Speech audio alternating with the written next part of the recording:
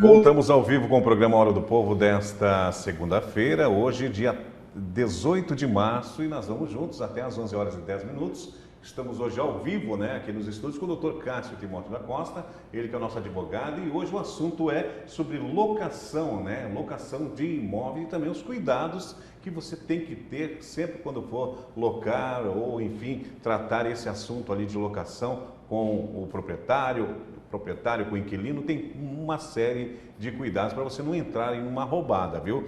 Doutor, nesse meio tempo entrou também aqui uma indagação, uma pergunta, O meu fiador do imóvel, ele acabou falecendo. O que deve fazer nesses casos, doutor? Quem está nessa situação, doutor? Sim, é responsabilidade do inquilino, Adilson, substituir a garantia, Então, se eventualmente o fiador faleceu, deve ser apresentado ao proprietário um novo fiador, que substitua eventualmente as características do fiador anterior, ou eventualmente apresentar uma outra garantia, caso não consiga um outro fiador. É obrigação do inquilino manter o contrato dentro da legalidade, dentro das obrigações assumidas. E é muito importante as pessoas entenderem que se eventualmente o fiador falece e o inquilino não comunica o proprietário dessa situação, nós estamos aí diante de uma clara quebra de contrato. Há a possibilidade, inclusive, do proprietário entrar com ação para despejar o inquilino e, inclusive, cobrar as multas contratuais, porque estaria quebrando com a boa-fé contratual, com a lealdade contratual, porque estaria tirando do proprietário eventual garantia que ele tinha sobre aquele contrato e não está prevendo isso. E a figura do fiador não existe mais, doutor? Isso, o fiador não existe mais, não está mais lá a figura do fiador.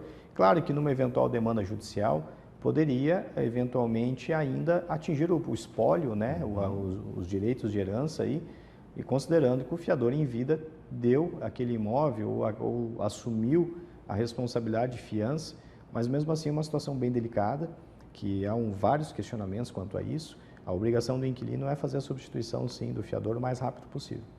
Mais uma pergunta, doutor. O proprietário do imóvel, que aluga, ele está vendendo o imóvel. Sim.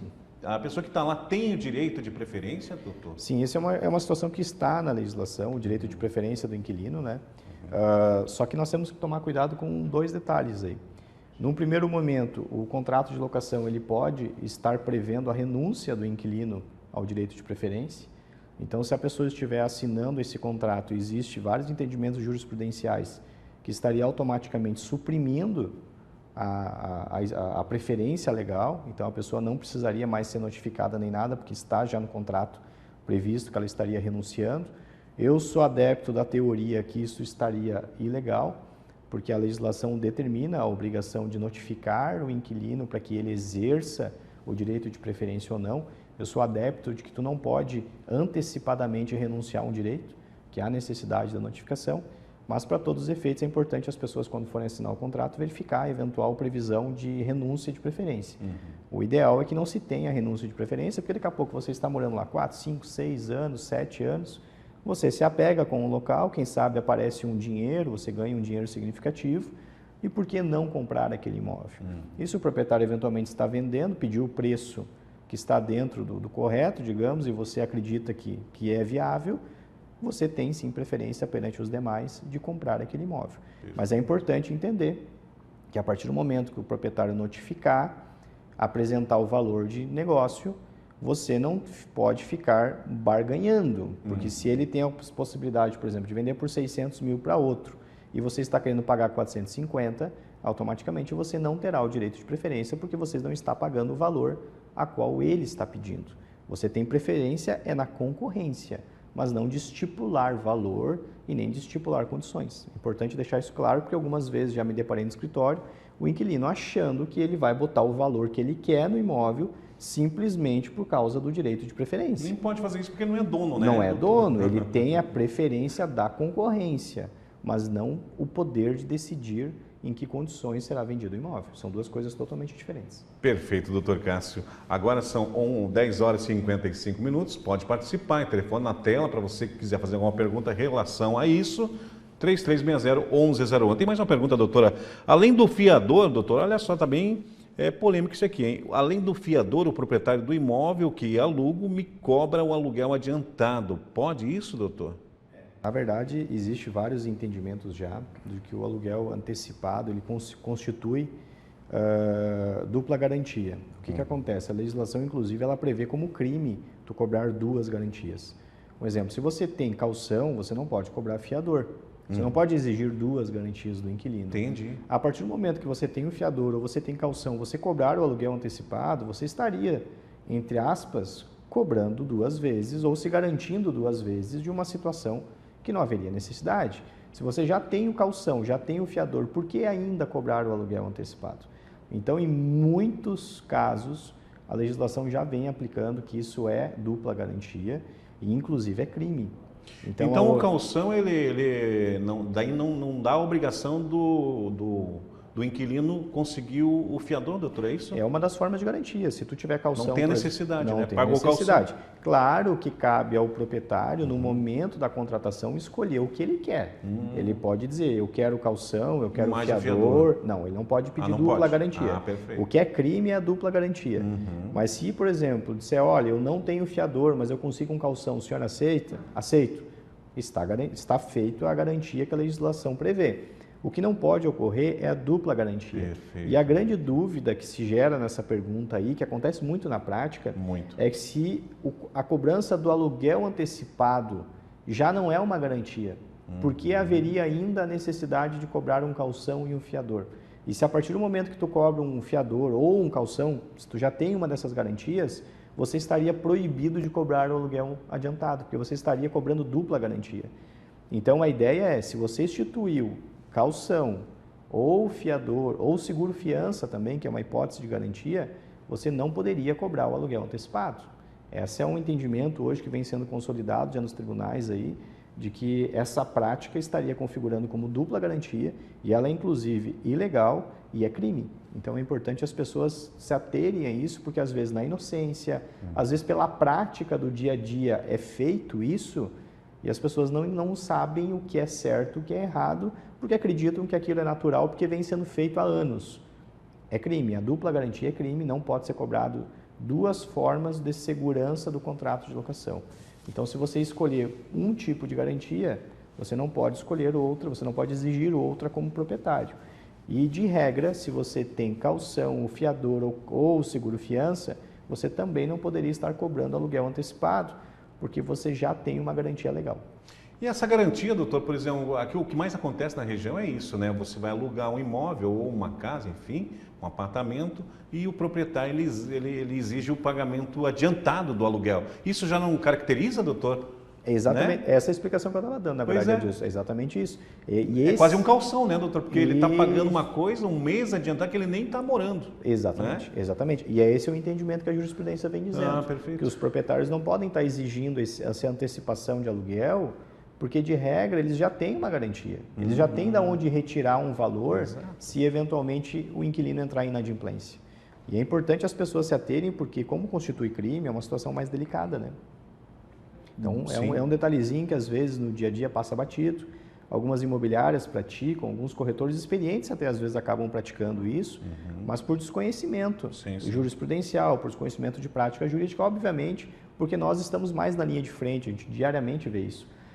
Então, a orientação que eu sempre dou é, vai exigir uma garantia, não cobre aluguel antecipado de preferência, porque tem uma possibilidade de se incomodar bastante no Poder Judiciário. Fugindo um pouco aqui das perguntas, tem uma última pergunta a fazer para o doutor em relação, mas as benfeitorias, doutor, do apartamento ou da casa, ou enfim, da sala comercial, pode ser abatido no pagamento do aluguel, desde que é acordado com o proprietário, doutor? É aí que nós temos uma explicação um pouco mais longa, né, disso. Aqui nós temos as benfeitorias voluptuárias, necessárias, úteis, né?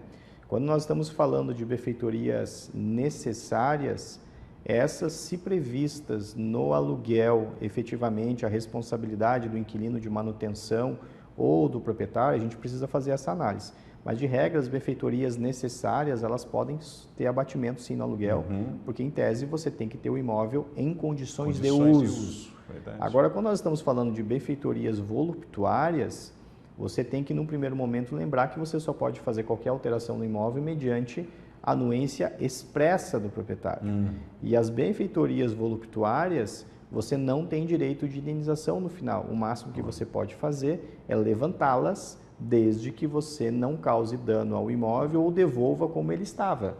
Em alguns casos, inclusive, tem que tomar cuidado, porque alguns contratos de locação, os proprietários, sabiamente, e numa situação até de agregarem valor ao seu imóvel, eles prevê que eventuais benfeitorias voluptuárias serão incorporadas ao imóvel e pertencerão ao proprietário e o inquilino não poderá tirar no final.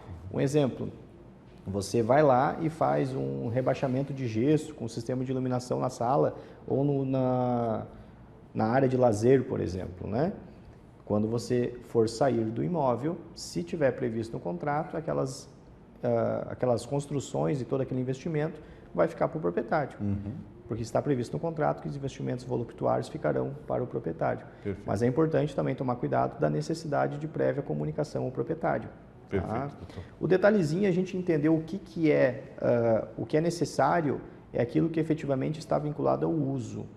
Tá? Agora, quando a gente fala de benfeitorias úteis e voluptuárias, nós estamos falando úteis aquelas coisas que podem tornar mais fácil a utilização do imóvel, melhoram a utilização do imóvel. E as benfeitorias voluptuárias é aquilo que é luxo, conforto. Essas duas últimas, elas de regra, elas não possuem direito à indenização. As que têm direito à indenização são as necessárias, considerando que você está alugando o imóvel, você precisa usá-lo em perfeitas condições. Perfeito. Agora 11h02, chegando a uma última pergunta aqui para o doutor Cássio. Doutor, devo fazer seguro residencial para o imóvel que alugo? A gente tem que tomar cuidado também, é uma situação bem interessante, é uma coisa que eu sempre falo. Inclusive, eu acho que no meu primeiro vídeo aqui que eu gravei contigo, Adilson, eu falo a importância das pessoas elas pensarem na imprevisibilidade, elas pensarem na situação de um modo mais aberto. Porque a gente sempre imagina que as fatalidades, as dificuldades da vida acontecem com o vizinho, mas nunca acontecem com nós. Exatamente. E a verdade é que não é bem assim. Quando nós estamos falando de seguro residencial, eu sempre falo a importância dos inquilinos fazerem isso, porque muitas vezes pode acontecer um incêndio, pode acontecer um desmoronamento, pode acontecer uma tragédia, e você, na condição de inquilino, presume-se no primeiro momento que você não tem uma condição financeira favorável, porque senão, eventualmente, você era proprietário, alguma coisa assim, né? Na grande maioria das vezes, né? Então, se você não tem o seguro, você pode se ver numa situação muito delicada, porque aquele imóvel não é seu, aquele imóvel é alugado. Então, eu aconselho que as pessoas, quando forem morarem de aluguel, fazerem o seguro, porque não é caro. Nós estamos falando, às vezes, de R$12, de R$20 por mês. Olha. São valores baixos e que acabam compensando uma eventual problemática. E é necessário também se ater que, em muitos casos, os contratos assinados pelas pessoas no dia a dia, está prevista a obrigação de contratação do seguro. E as pessoas não fazem. Então, inclusive, é uma situação de que o proprietário poderia rescindir o contrato por descumprimento. Então, às vezes, você não faz o seguro acreditando que não precisa, mas lá no seu contrato está previsto que você tem que fazer o seguro. Se você não faz o seguro, você está dando manobra para o proprietário, eventualmente, tirar você do imóvel por descumprimento contratual, pedindo a multa e tudo mais.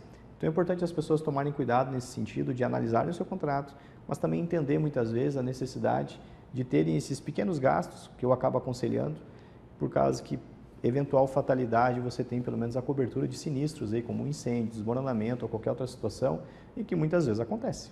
Tá certo. 11h04, nosso tempo, doutor, corre rápido demais e nós temos ainda as matérias policiais. Vou agradecendo hoje ao doutor Cássio Timóteo da Costa, nosso advogado, que trouxe um assunto bem pertinente e aguardo o senhor na próxima segunda-feira, doutor, com um tema interessante, como sempre nos traz aqui para os nossos telespectadores. Perfeito, Adilson. Mais uma vez, um prazer estar contigo aqui. Obrigado a todos. Espero ter contribuído mais um pouquinho. E desejo a todos uma ótima semana. Hein? Muito obrigado. Com certeza contribuiu e muito, doutor Cássio. Esperamos segunda-feira novamente. Vamos para um breve intervalo comercial, rapidinho, e logo após viemos com as matérias policiais que movimentaram a nossa região aqui de Balneário, Camboriú e também Itajaí, enfim, toda a região aqui da Polícia Militar. Já voltamos.